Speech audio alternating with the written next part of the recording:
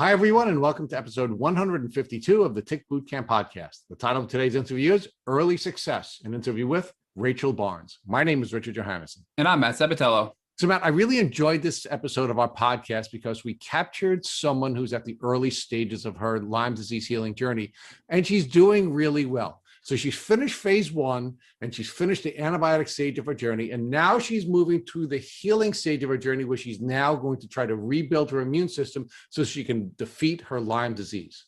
And Rachel was such a strong Lyme patient. She talks about getting bit almost a decade ago and then being told by her doctors that she's just hormonal by her primary care doctor. She was told that she's just fine when she was in a wheelchair and couldn't walk, but she continued to fight for her health. She finally found an article about Lyme disease and chronic Lyme and went to a Lyme literate doctor where she tested positive for Lyme disease, Bartonella, and Babesia. She's been treating for about the last year, and as you noted, has had major success early on in this treatment journey. Hey, Rachel Barnes, and welcome to the podcast. Hi, Rich. Thanks so much for having me. I'm so excited to be here today. And we're excited to have you for a lot of different reasons, Rachel. And I think we would be remiss if we didn't start out by giving a shout out to one of my favorite people in the world, Jackie Shea. So tell us about your relationship with Jackie Shea. I 100% agree. We should give endless accolades to Jackie. So I actually heard Jackie on another podcast. I'm blanking on the name, but I just said, this sounds like someone I can really relate to and someone I really feel like could help me. And I just had this calling to reach out to her. So I did. And let's see, that was like spring of last year. So I've been doing coaching sessions with her. This is my second round, and she's just been so helpful. She's been, I don't know what I would have done without her. So personally, it's something that I will forever appreciate for the rest of my life. So I have to share our Jackie Shea story before we begin your journey. And that is, we first started this podcast, we were doing some research. I listened to Jackie Shea's podcast and I called her and asked her if she would agree to be on our podcast, thinking she'd say no, because we didn't know what we were doing and we didn't have any following. And she was not only generous enough to join us on the podcast and gave us this brilliant podcast that resulted in me crying during the podcast, but she also was really generous with sharing with us how to put together a podcast. So she was just an unbelievably generous mentor to us as podcasters. So now that we're 80,000 downloads in, we have to tip our hat to Jackie and all of the help that she's offered to us, as an early mentor. So shout out to Jackie Shea, everyone. We love Jackie, and we strongly urge everyone to listen to the story that Rachel is going to share and consider working with Jackie Shea. So, Rachel, let's talk about you. Where are you from? So this is an interesting question. I never know how to respond because I feel like my background is half and half. But so originally, I am from Florida. I was born in Jacksonville, Florida, and then grew up in St. Augustine, Florida, which is beautiful if you've never been there. And then when I was about 10 or 11, we moved up to Maryland. And I was like, what is Maryland?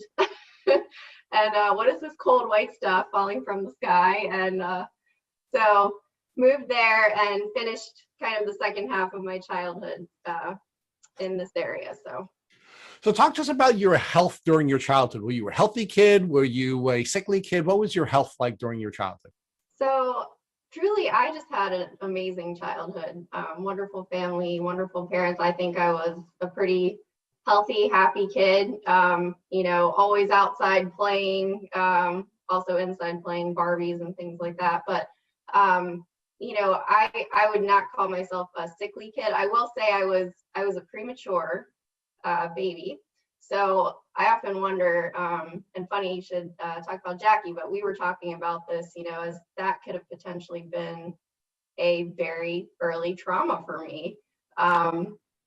Just being premature. I was born early and I was in that little, baby incubator for a few weeks. And my dad always tells a story about he went to visit me and my little hand just bit right on his thumb, and he would go every day, and then my mom would have to, she of course had a C-section, so my aunt was driving her up there to see me. And so that, I think, I guess that was a rough point for me starting out. But after that, I would say I was a healthy kid. I definitely got sick. I remember getting the chicken pox very vividly. I remember getting, flus and viruses and strep throat and all the things that the kids get. But, other than that, I was a healthy, happy kid. So what were your dreams? What did you envision yourself doing when you grew up, when you were a child, both in Florida and in Maryland? So I do recall I wrote in a yearbook in elementary school in Florida that I wanted to be, I think one was I wanted to be a vet, which that quickly changed, but I did love, little animals at that point, and I thought that's what I wanted to do. I think another one, I wanted to be a author and illustrator for children's books, which that kind of plays into where I am now. I love writing. I've always loved writing. Very creative, like definitely not the math science person here. All art and which plays into now where I'm a designer. That's my profession, and so always been very creative. But I just normal dreams. I wanted to have a job and a career that I love and travel and spend time with friends and family. Just normal things that most people want, I guess. So, as a child in Florida and then a child in Maryland, I'm assuming you had a good educational experience. You're clearly a very smart and articulate young lady. During this educational experience that you had prior to going to college, what did you know about ticks and Lyme disease? It's funny you should ask that, because my cousin and I were talking about this the other day. I still have a lot of family in Florida, so her yard, so she actually lives next to where, like, we grew up living next to each other, so she's kind of like a sister to me. But we were talking about this, and she was like, oh my gosh, I'm finding so many ticks on my kids in the yard, and it's crazy. And of course I'm going through this journey, and I'm like, oh my gosh, you better get your daughter tested for Lyme and all this stuff.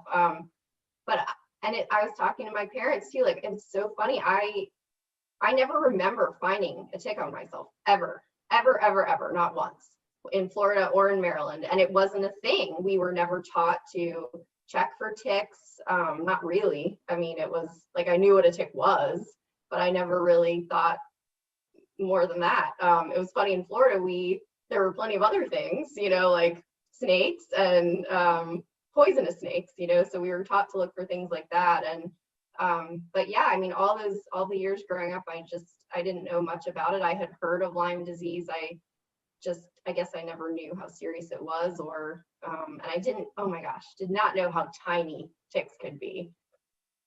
So let's unbox this a little bit. So as a child in Florida, either in school or somehow through some cultural information, you knew there were certain experiences in nature that you should avoid. For example, Yes. For example, snakes. And you took steps to avoid coming in contact with snakes, but you are not, in your health classes or in any other educational experiences that you had in Florida, taught anything about ticks or tick diseases. Not that I recall. Nope. So let's talk about your educational experience in Maryland. When you went to school in Maryland, was there any conversation about ticks or Lyme disease? Because we have interviewed many people from Maryland who have had contact with ticks and are suffering from Lyme disease. No, again, I don't remember. So in middle school, we went to something called outdoor school, which was, you go away from home for a week and you stay in a cabin with, other, girls or boys your age, and you do hikes and nature walks and learn about, and I truly do not remember them ever saying that, and maybe I'm just not remembering. But no, I don't remember even that week checking myself for ticks, and we were out in the woods all day long, so it's kind of ironic. So tell us, so we can have a context here, when did you first start to show the symptoms of what you now know to be Lyme disease? I wish I knew. I do know that in like high school and college, like I got strep quite a few times, or at least what I assumed was strep and sore throats. But, I really don't think I started feeling bad enough to where it was interfering with my life until, a few years ago. I will say, I don't remember obviously when I got bitten. I don't remember if it was, you know, a specific incident because I never found a tick. I never saw a bullseye rash. I will say 10-ish years ago, I had this weird summer, spring flu. I remember it very vividly, and it went away. And then a few months later, I did have some knee pain, and I remember going to the doctor. So I had been a runner, a long distance runner in like high school, and I still kind of ran in my 20s and here and there. And my orthopedic specialist said, "Oh, you have runner's knee." I'm like, okay. And so it went away. Like it would kind of come on and off, but it wasn't interfering really with my life. There were a couple weeks where I couldn't walk very well, and then that kind of went away. So up until I would say like 4 to 5 years ago, I thought I was fine. I do always think that I'm more tired than other people, and I don't know if that had something to do with it, and maybe I did get bitten then, and maybe it's been, in me this whole time and I didn't know. But 4 to 5 years ago, one day I just got this just horrific migraine out of nowhere. And I had never in my life gotten a migraine. I didn't know it was happening to me. I thought I was dying of a brain tumor, to be honest. I was sitting at my desk at work, and all of a sudden it was like I couldn't see out of my left eye. I was nauseous. I had a splitting headache on the left side of my head. And so one of my coworkers had taken me to CVS to get some like Excedrin migraine. I couldn't drive. I was, just a mess. And then I went home for 3 days, and I called my best friend who's a nurse, and asked her, and she's like, "Yeah, it sounds like you're having a migraine." Well, after like 3 days, it didn't go away. It was still there. And so I ended up going to my primary care physician, and I was like, "Listen, like, I really think I need to get an MRI. Like, I think I have a brain tumor or something." And she was not the most helpful. She basically was like, "Look, you have a migraine. People get migraines, get over it," kind of thing. She did prescribe me some, like a triptan medication, and it did help. And then after a couple of days, it went away. But it kept happening, and, kept coming back, and they kept getting worse. And so, that kind of led into like, I really think that was like the first thing that started the decline in my health was these headaches. So, Rich, I want to walk back to the knee pain and the summer flu that you had, because it sounds like you did treat with doctors, and it sounds like it was a bad enough flu that you would remember it for some reason. So let's talk about that. So why do you remember this summer flu as opposed to any other illness that you ever had at any time? Well, I remember thinking it was odd because I'm like, who gets, this, like, I don't know if it was like May or June, that time of year. And I was like, this is unusual. And I remember it vividly because I was going to a concert, and I was so upset because it just hit me like, a Mack truck out of nowhere, and I couldn't get up, and I had a really bad fever, and I had chills, and, it was for like a couple days, but I, like a trooper, popped some Dayquil and went. But I remember afterwards, I was just like, I was done. I mean, I couldn't get up, but I remember it because I think it tied to that event. So how old were you at that time? Oh gosh, probably around like 26, 27. So you had already graduated from college. Were you working? Where were you in your life at that time? Yes, I was working. I was working as a designer at a firm in DC. I was actually living in North Bethesda at the time. Other than interfering with your enjoyment that you thought you would have at this concert, did that summer flu have any other impact on you or your life? Nope. I mean, I think it was gone in like 2 or 3 days. So now let's talk about the knee pain you started to feel and you seeking out doctors. You said you were a runner at that time. Yeah. What was the knee pain like, and why was it so bad that you decided to treat with a doctor? So I had like, shin splints and things like that from running cross country. I won't say I was a really good runner, but I ran.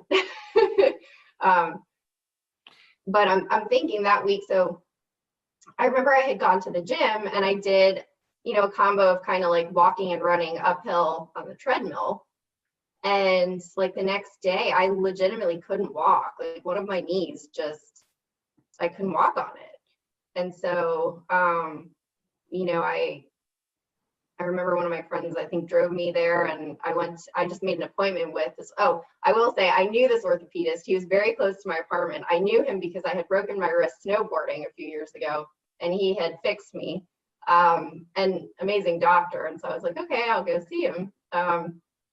And got it x-rayed. He looked at it and he's like, yeah, I think you have runner's knee, like do these stretches and whatever, and it should go away. And it was kind of off and on. Like I remember going on vacations and I would be very diligent about doing my exercises, but it really only got bad to the point where I couldn't really walk. I think that time.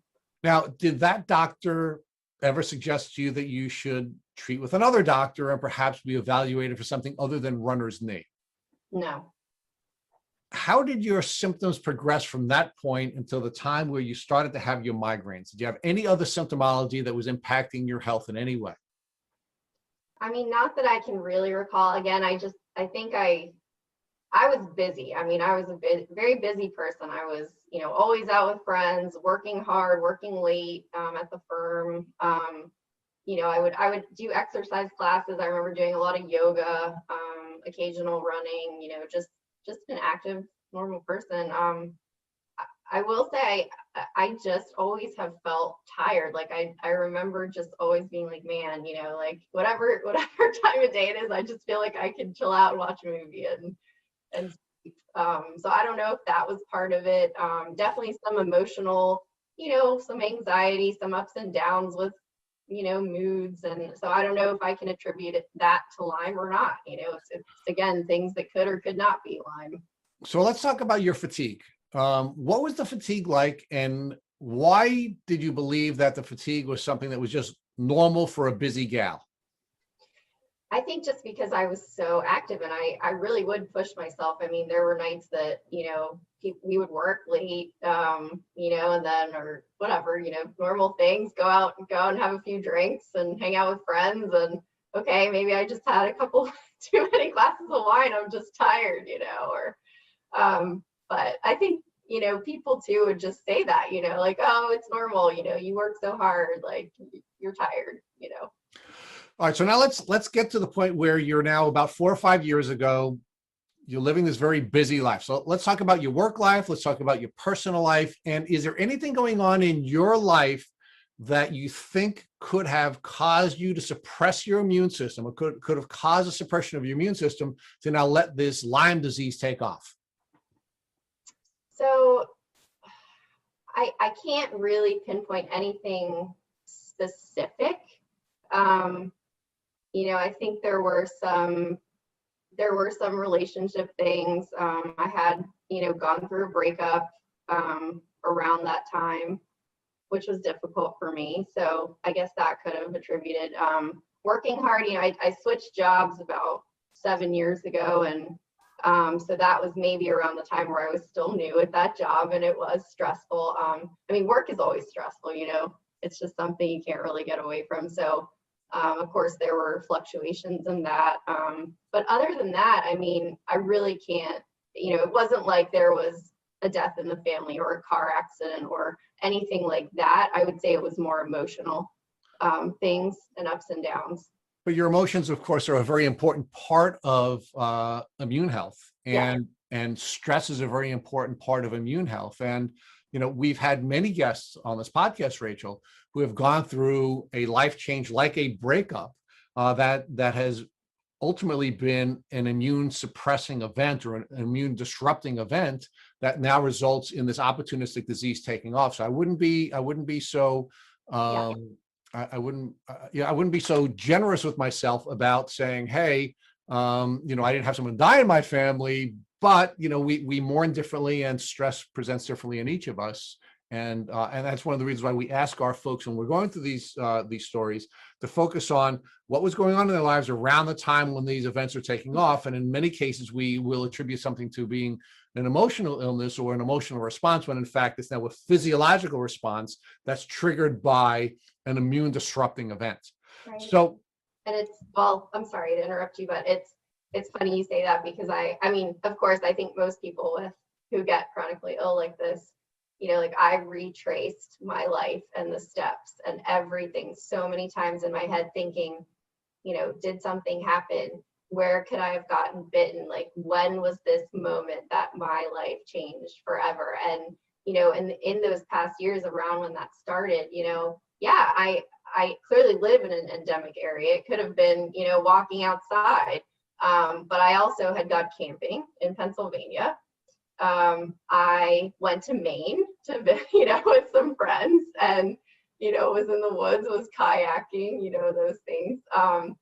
So there's just, I remember thinking I was at another concert, and I was like, oh my gosh, we sat on the lawn, like maybe I got bitten then. That was like right around the time, that was like 2 weeks before I got this migraine, you know. So it's just so hard to know.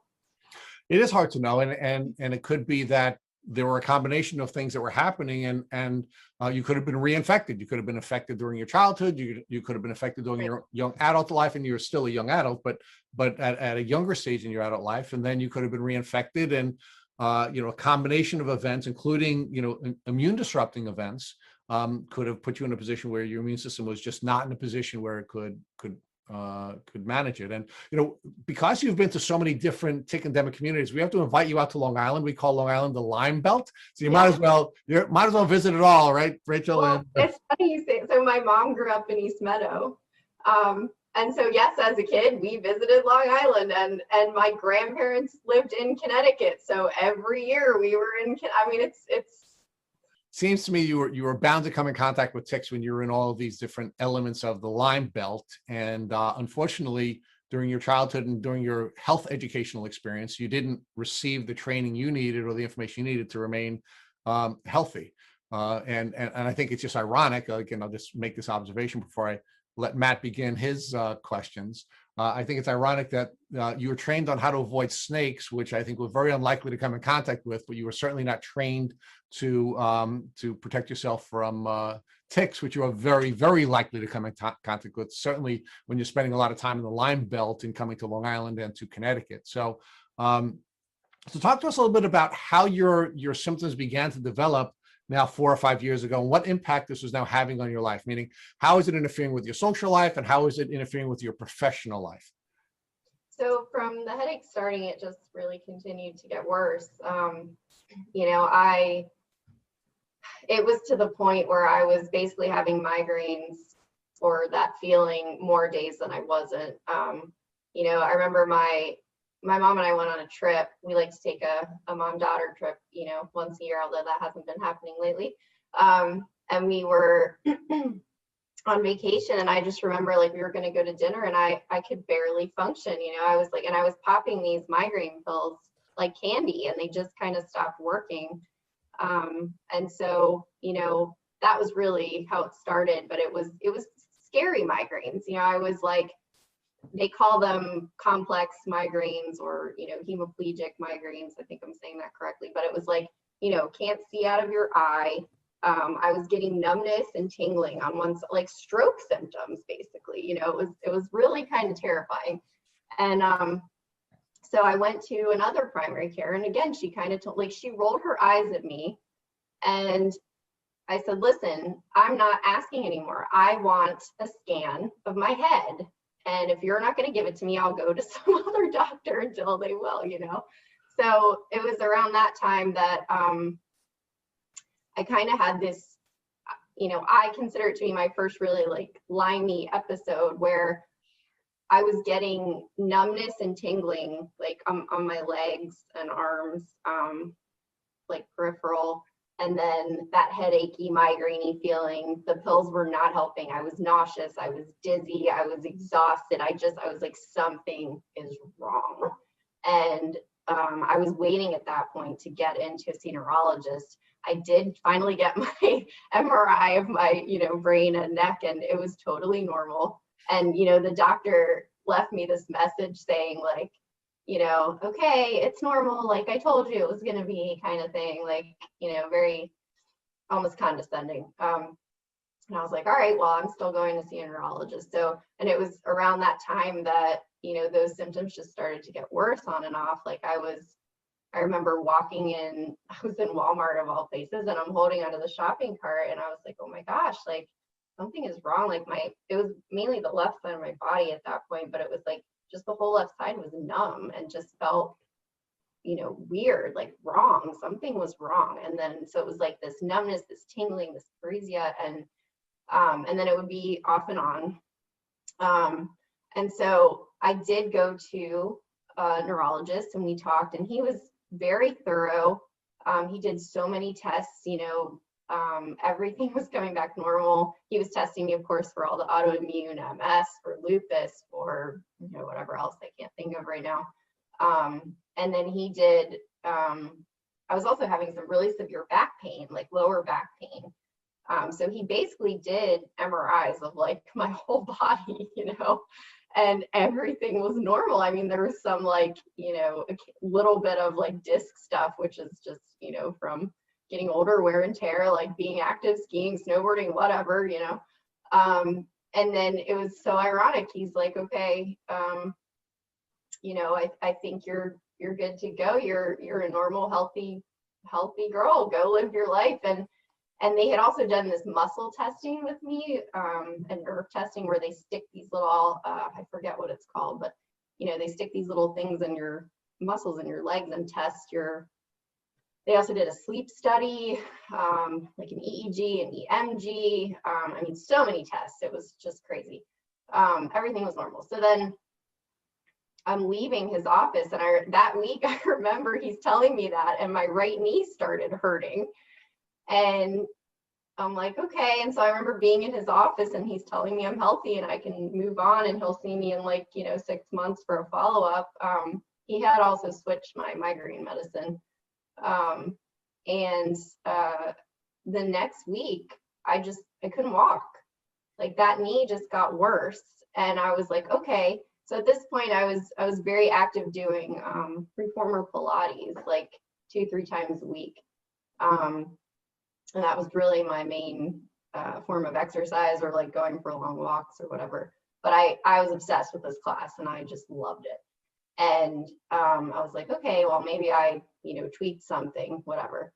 Well, it got worse, and it moved into the other knee. So it was both knees. And I'm like, okay.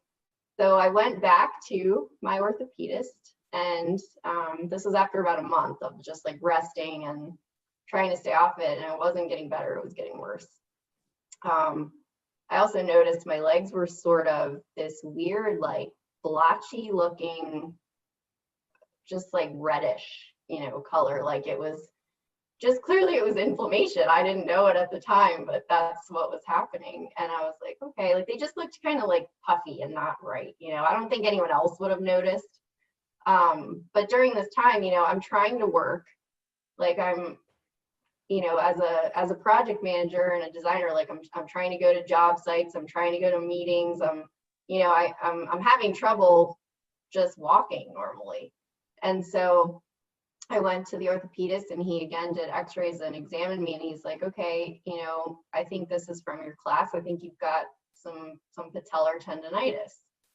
I'm like, okay, in both legs? And he's like, yeah. Like, okay.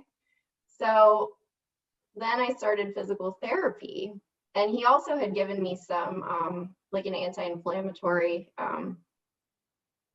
which did nothing, literally nothing. I mean, I was popping like Tylenol and ibuprofen, like, again, like candy, along with the migraine pills.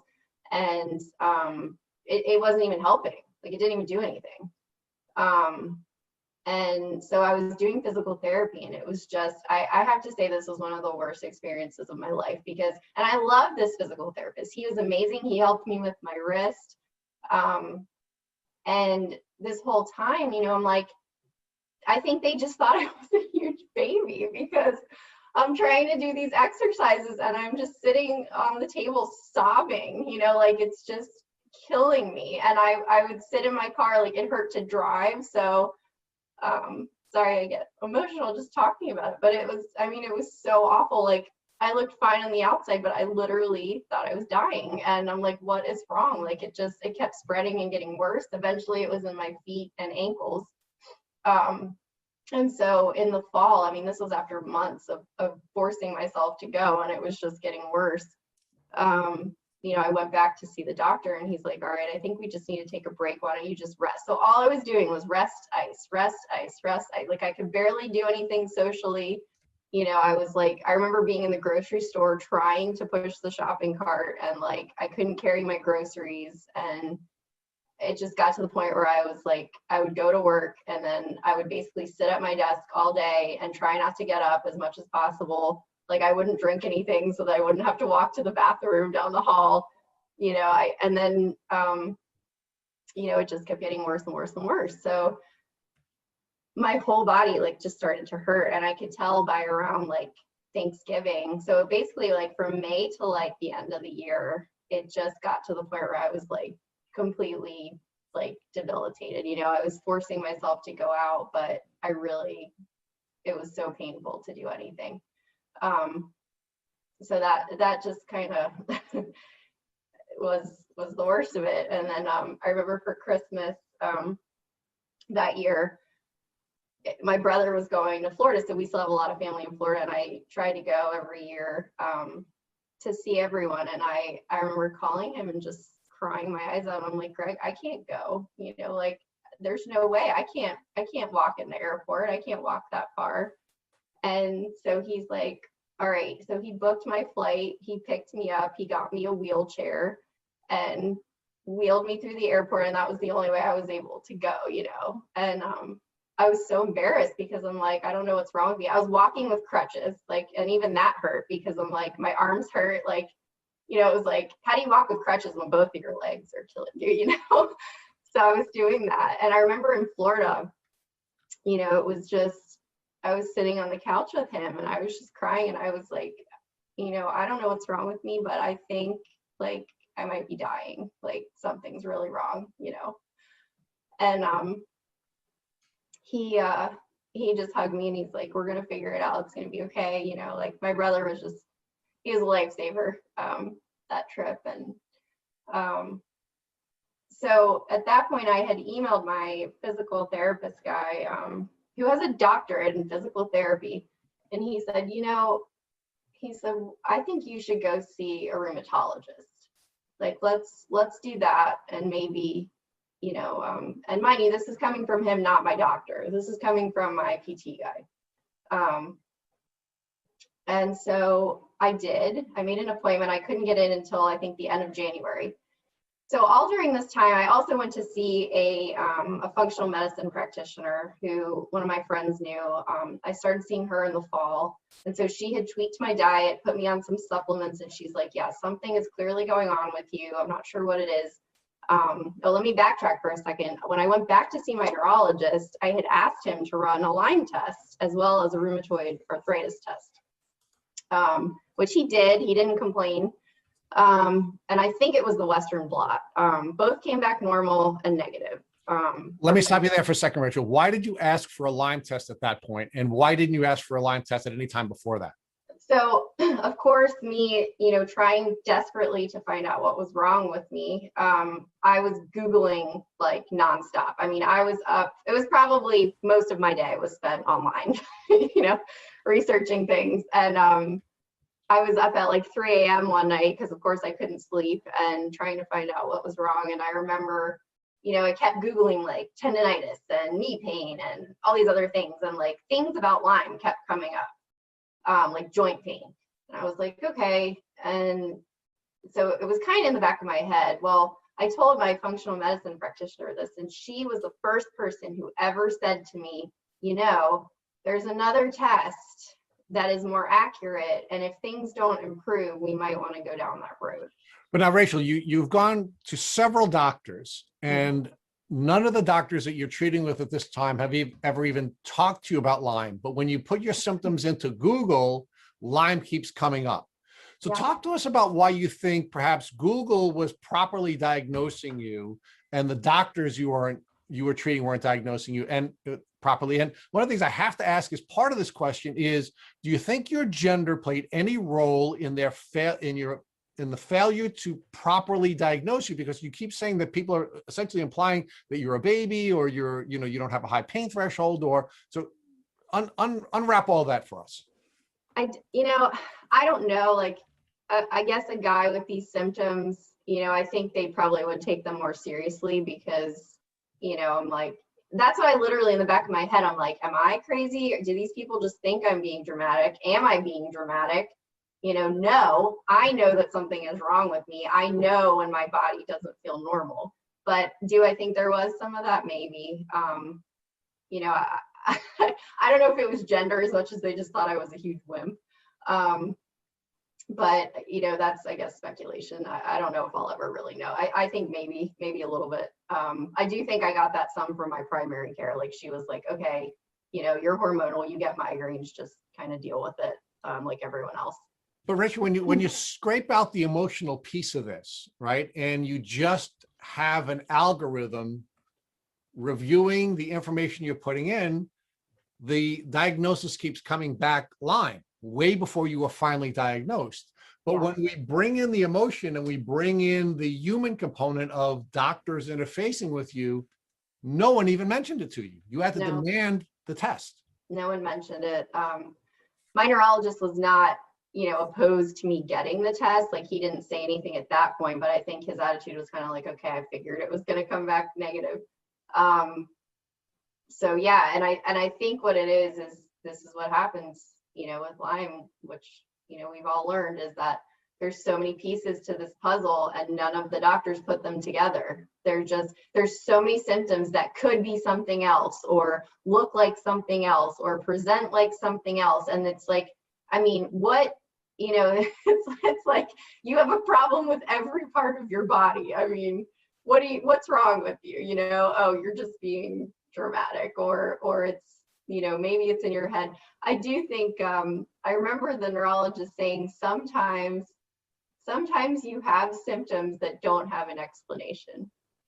Let's talk about how your family and friends were reacting to Rachel's developing symptoms, which on some level you're even doubting whether or not you are sick. So how are you did share with us your brother was a bright light in this, but was everybody a bright light? Were there other family members who were thinking that perhaps you were dramatic and not really sick? And do you have any friends thinking that perhaps you were being dramatic and not sick?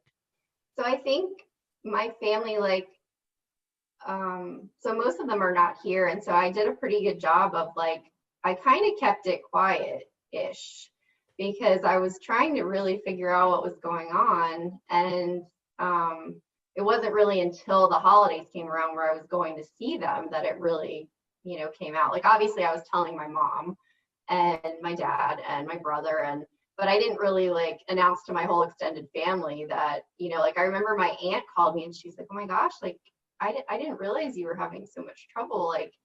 And she sent me a sweet card, but again, no one really knew what was going on until Christmas. When I was there on crutches, Right. But Rachel, part of this journey is a psychological journey, right? Or an emotional journey. And, our own mind will undermine our plan to heal, right? We'll doubt ourselves. And then what happens is intimate people in our lives will sort of add to that and increase the doubt that we have. And other people that we come in contact with, whether they be coworkers or doctors or other people who we don't necessarily have an intimate relationship with, but are also impacting us. So talk to us about how all of those people in your life, whether they be colleagues, friends, family, were sort of contributing to the doubt that you had about whether or not you were sick or not. Well, it was interesting at work because, again, I didn't know what to think. So I think, I don't know what most other people thought. I mean, people were trying to be nice and considerate and do meetings for me, or just do a phone call, or, I remember my boss was very sweet and she's like, I hope we figure out what's going on. But it was not, I don't think people really understood the pain that I was in. I do remember I was in the bathroom one day and I was just crying, and this person from another floor who worked at another company, a tenant in our building just said, are you okay? Like, can I help you? And I was like, I just don't know what's wrong with me. And I just like unleashed on her. I didn't even know her. I was sobbing, and I was like, because she's seen me go in and out of the bathroom with like barely being able to walk. And so I don't really think people were doubting me. I think they were probably as confused as I was about why all of a sudden this girl just couldn't walk, like it was weird. But I will say, like, in the fall when it started to get really bad, like I would force myself to go to things with friends, and it was getting to the point where people were kind of like, okay, why are you avoiding doing things with us? Like, people were trying to be supportive, but again, they didn't really know what was going on. I did have one friend who flat out came to me and said, why don't you ever want to spend time with me anymore? Like, she was really angry and hurt. And I was like, I'm really sorry. It's not you, it's not that. I'm sick, like something's wrong. And, so it did kind of start to really get to that point. I was just continuing to force myself to go places and, just suffer through it. And then I would come home and just cry and not move from the couch for 2 days, so Rachel, that's totally understandable that you don't know what's going on with you. You're trying to push through. Your friends are seeing that you're not your normal self anymore. And so much so where your neurologist is running a Lyme test thinking you don't have it because you're basically forcing him to. Yeah. And then it comes back negative and he's kind of saying, I told you so. And then thankfully you went to a functional medicine doctor who implemented some of these diet changes that probably helped you a little bit before your diagnosis, but then also brought to your attention that these Lyme tests aren't great and recommended, it sounds like, an IGeneX test to get some definitive testing for Lyme disease. So walk us through that piece of your journey. So she's amazing. And I had heard about her through a friend, and I was confiding in my one friend about what was happening because she knew my functional medicine person and had kind of referred me to her because they were friends. And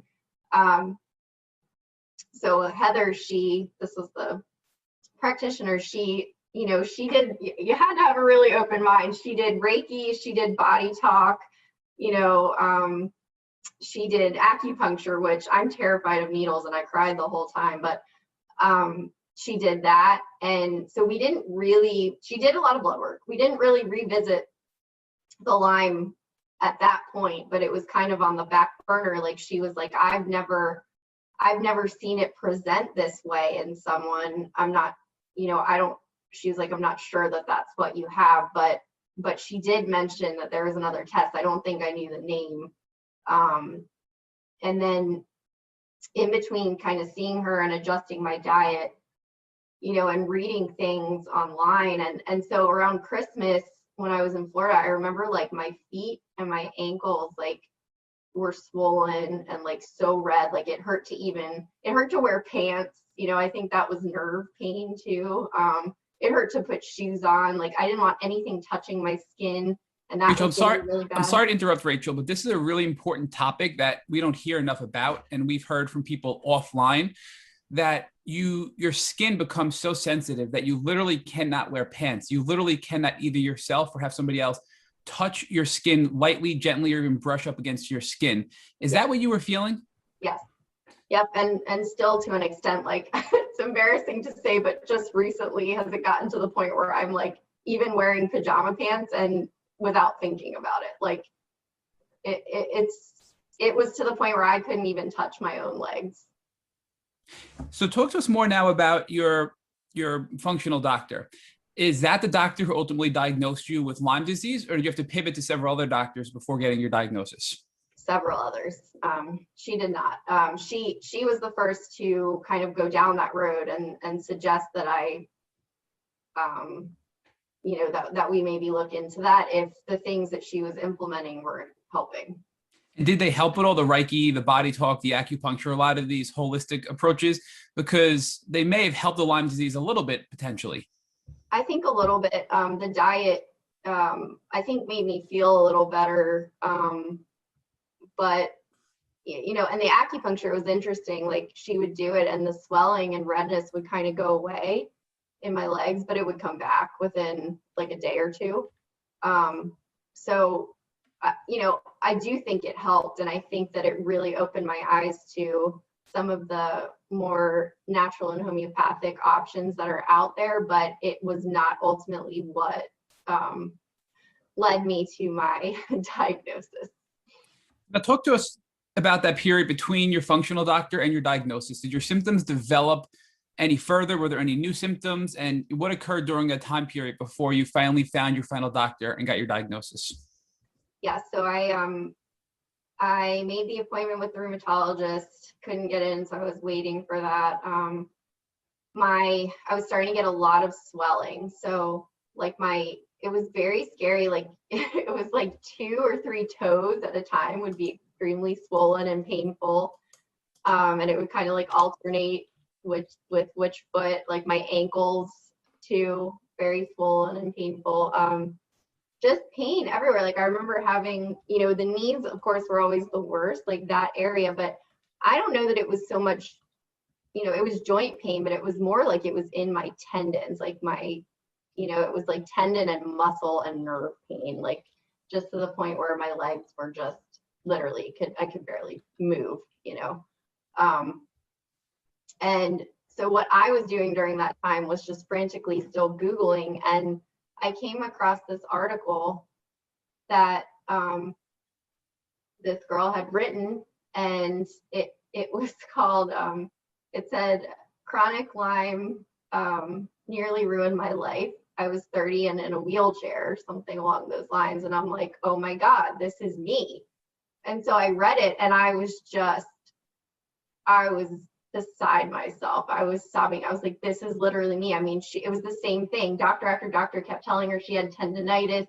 She couldn't walk anymore. It was like, I was like, oh my gosh.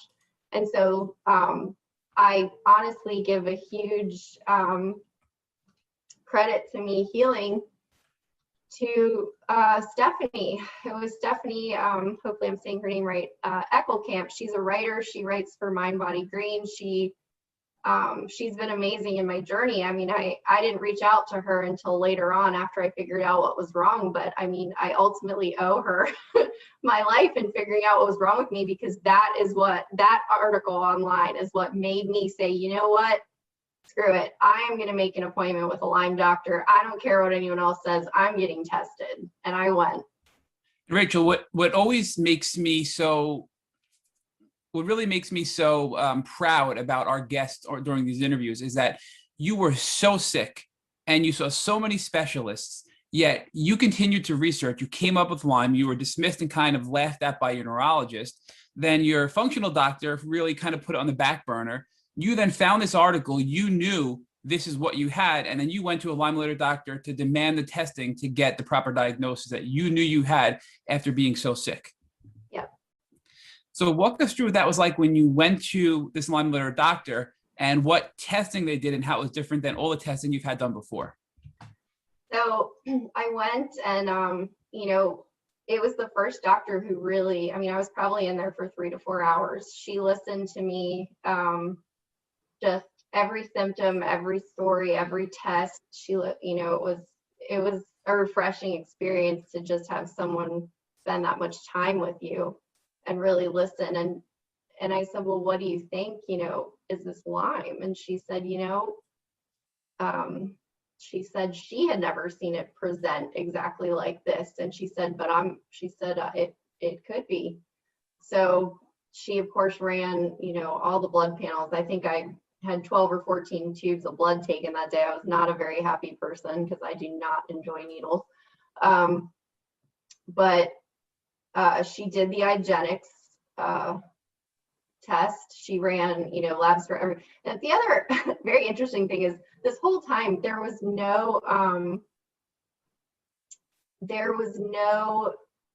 nothing abnormal about any of my blood work, really, other than the Lyme eventually. But really nothing was up. None of the inflammation markers were up. None of the CBC was abnormal. It was, I think I was a little low on like, I don't know, iodine or something random. Like it wasn't anything that was like, whoa, this girl's sick. Her blood work is off. And so she also ran an IGeneX test for Bartonella because of some of my symptoms. So it was a very different experience. It was almost like, okay, I found my people. Like they're not saying I'm crazy, you know. And of course, it came back positive. Like all the other blood work came back, and we were waiting on IGeneX. And I remember sitting at my desk at work, and I got an email from them, and it said, your results have come back significant for active Lyme disease. And I just, you know, I was hysterical. I was at my desk at work. I remember just, oh my God, like, thank God, like I finally know what's wrong with me, you know. So Rachel, what friction was there that caused you to wait so long to see a Lyme specialist? You were doing your Google work and Google was telling you had Lyme disease, yet you went to many other doctors before you went to a Lyme specialist. What was the friction, or what limitations caused you to wait as long as you did? So I think it was, you know, most other people kind of dismiss it. And I was kind of like, okay, well, if they don't think I have it, then I don't. I took a Lyme test and it's negative. I didn't know at that point that the tests are 50% accurate or worse. You know, I had no idea. I was like, well, why would it come back negative if I had it, you know? And so the rheumatologist ran, you know, he did x-rays of everything. And,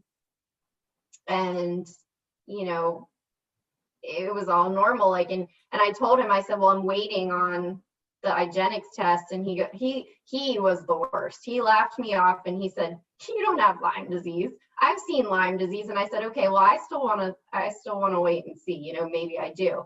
And I said, well, what do you think is wrong with me? And he said, I don't know, I'm kind of baffled. Why don't you come back in 3 months? We'll see if it gets worse. I'm like, because I was thinking like I had, you know, rheumatoid arthritis, psoriatic arthritis, you know, because of the tendon pain and the joint swelling in my toes. And, you know, I was fully prepared for all of these things. I was, you know, like, that's what I was expecting. But he definitely laughed me off. I called him when I got my positive result, and he actually made it worse and said, well, IGeneX is not something we believe in, or something along those lines. And I said, well, it's not just IGeneX, my CDC test is positive too. And he, you know, he didn't really want to hear that. So I just decided I'm not going to go see him again.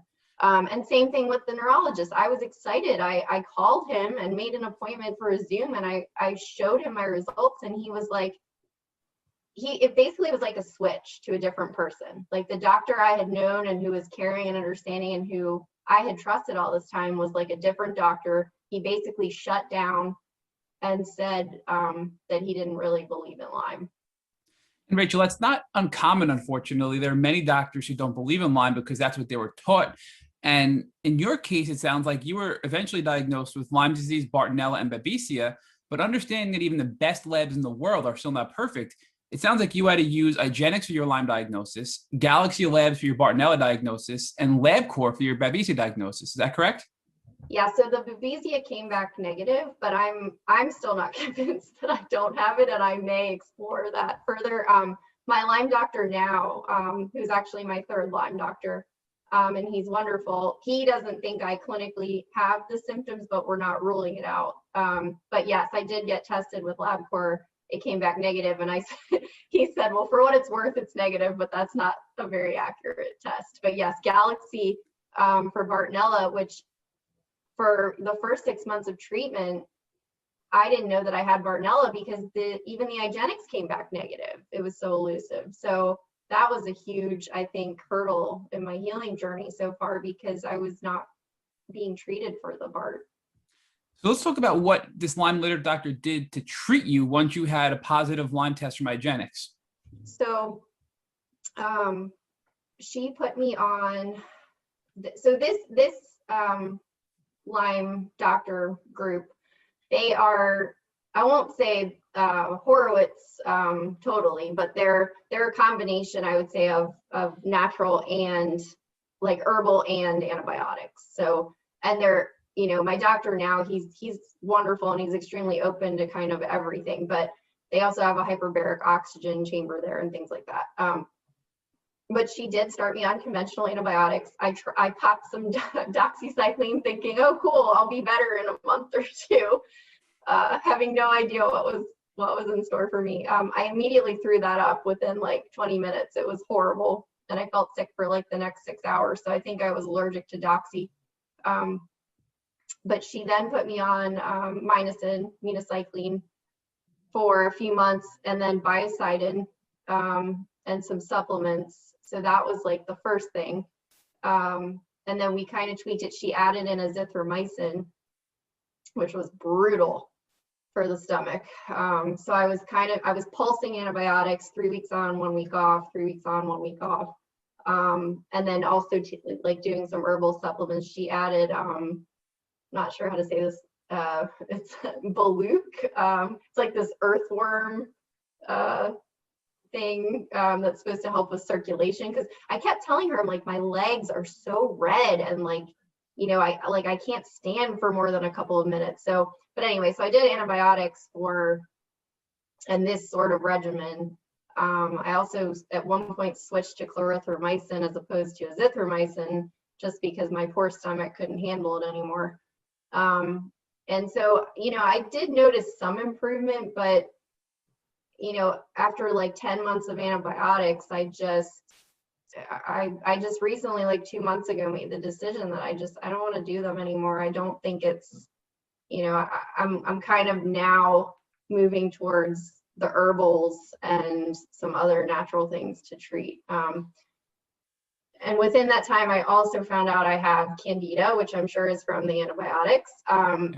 I did some further testing with a second Lyme doctor, which I will give him a lot of credit because he discovered a lot of things. He was like, you for sure have Bartonella. I don't care what the tests say, you have it.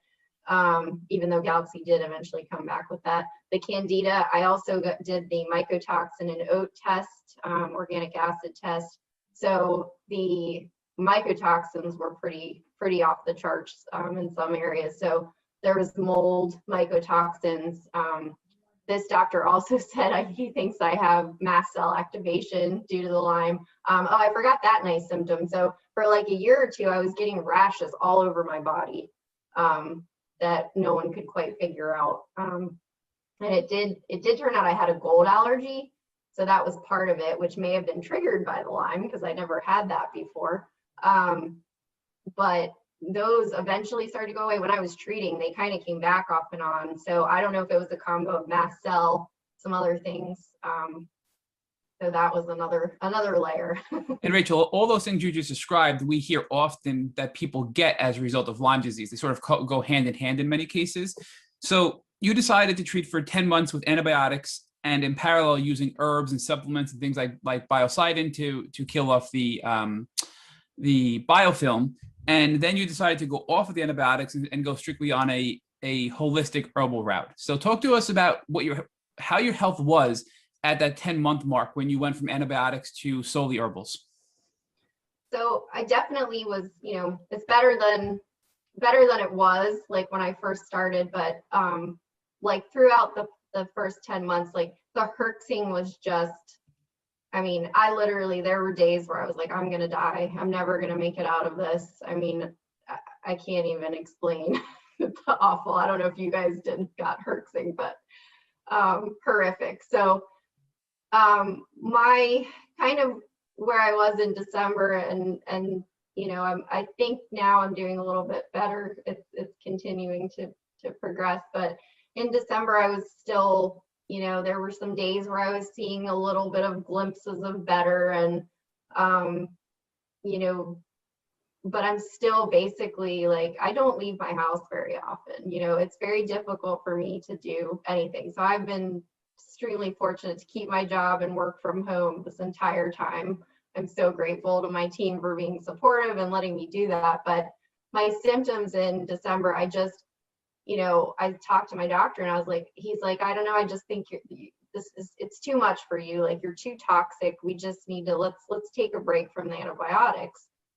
And immediately after getting off them, I felt better in a lot of ways. I have this terrified, you know, just thing in the back of my head that everything's going to come back now that I'm off antibiotics. But you know, we added in some more herbals, and I'm doing a lot of detox I have an infrared sauna blanket that I'm using. I'm doing Epsom salt baths. I'm dry brushing. My diet is very strict. I'm on a lot of supplements, you know, a multivitamin with like resveratrol and NAC, and, you know, occasionally I'll do some glutathione, although that seems to be a little bit too much for me. I'm on a binder for the toxins and the mold.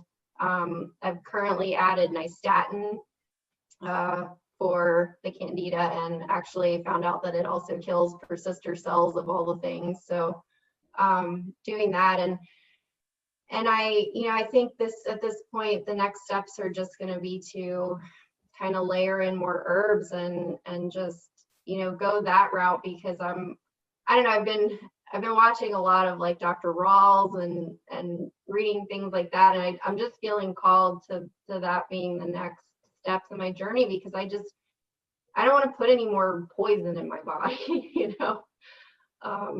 Rachel, So- there's a time and place for antibiotics, and it sounds like the route you have gone has been the route that many of our other guests have used to get to a successful outcome.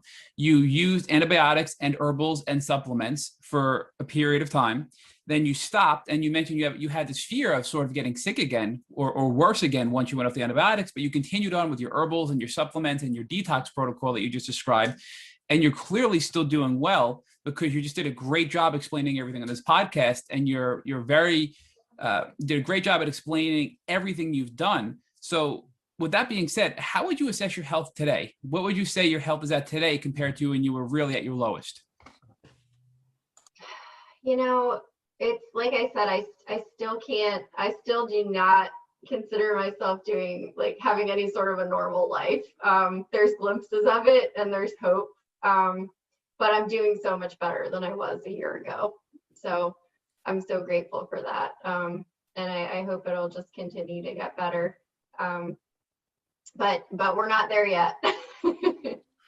So, Rachel, one of the things that we've talked about with many of our guests is that a Lyme journey is both a journey of achievement and a journey of transformation. And you've made some gains and you've begun to achieve some level of success with your health. Talk to us about how Lyme is changing you and helping you to learn more about yourself and learn more about your gifts. What are the beautiful elements that you're starting to see revealed to you about this journey? So I think the biggest thing is just I will never take my life and my health for granted ever again.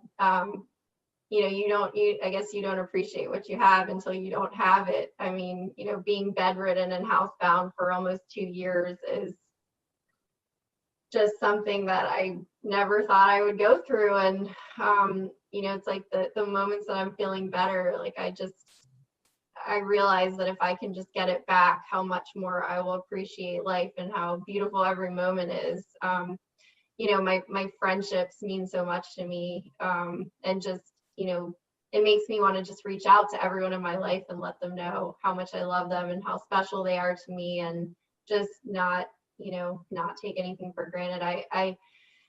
There are some friends that just haven't really understood or haven't tried to reach out, and, you know, but it's working with Jackie, I've kind of been, you really look at the deepest, darkest parts of yourself and try to grow and change from there and transform into this, you know, butterfly of yourself, so to speak.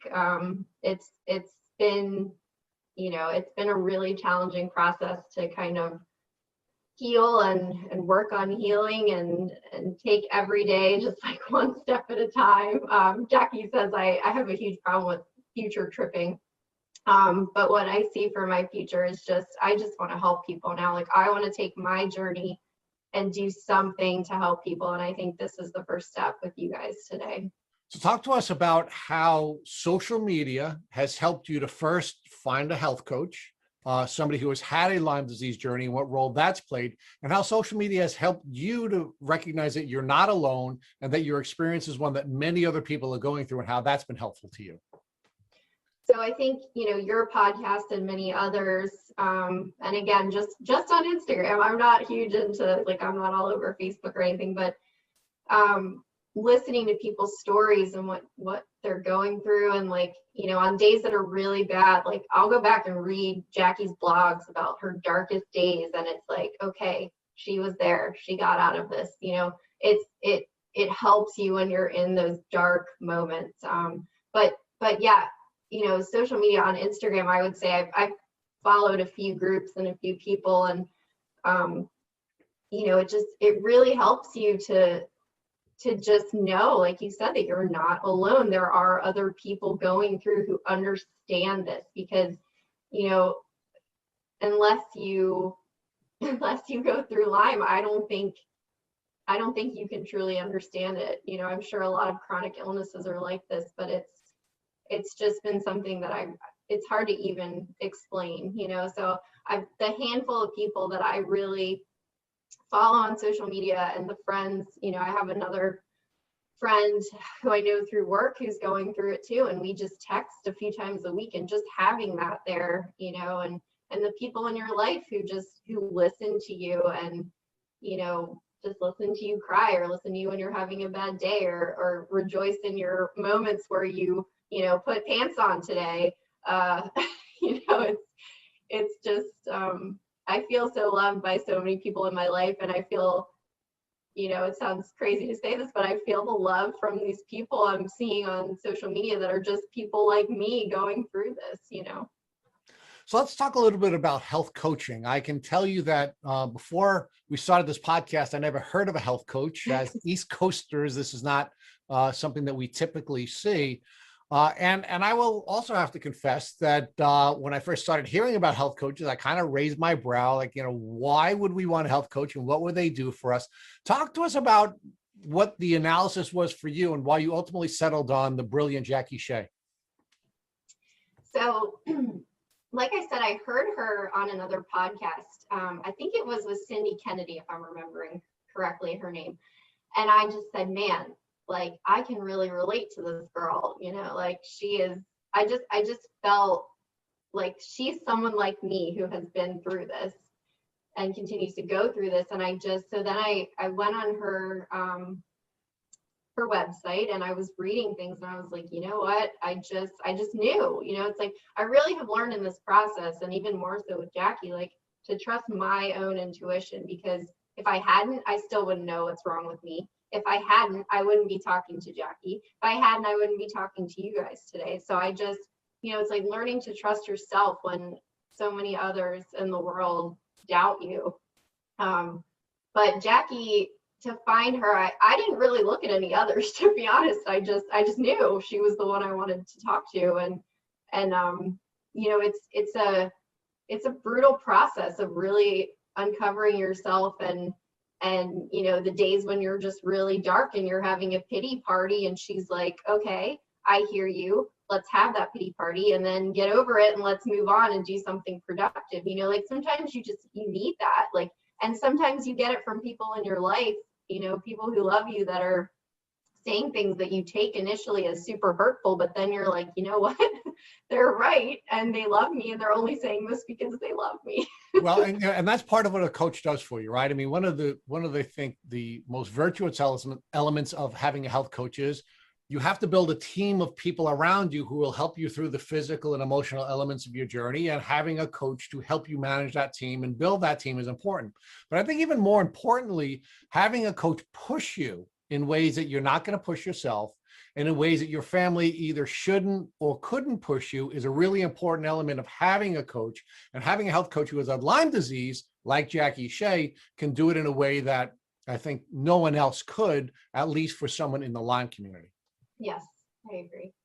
So let me take you to the final question that we always ask our guests. And let's say, God forbid, your brother, who was such a wonderful person on your journey, came walking into your room right after you finished the podcast, and he had a tick biting him on his leg. What would you recommend that he do so he wouldn't have to go on a chronic Lyme disease journey the way you have?